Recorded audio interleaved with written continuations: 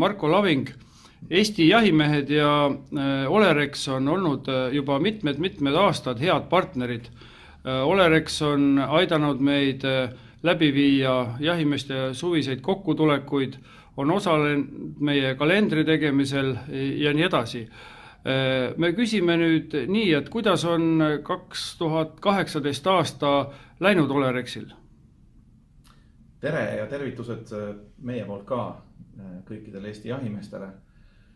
2018 aasta on olnud väga tormiline, et me teame kõik, kui kirglikult vaadatakse lõuna poole, kui mõeldakse tankimisest, aga tänu eestlastele, tänu ka jahimeestele on tegelikult meil läinud täiesti, võib öelda, et täitsa hästi.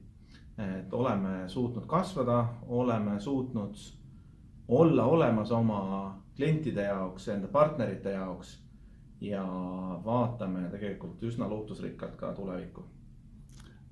Suur tänu ja kuna on jõulude aeg, siis jahimeeste poolt Olerexile palju jõudu ja edu ja jõulurahu. Aitäh!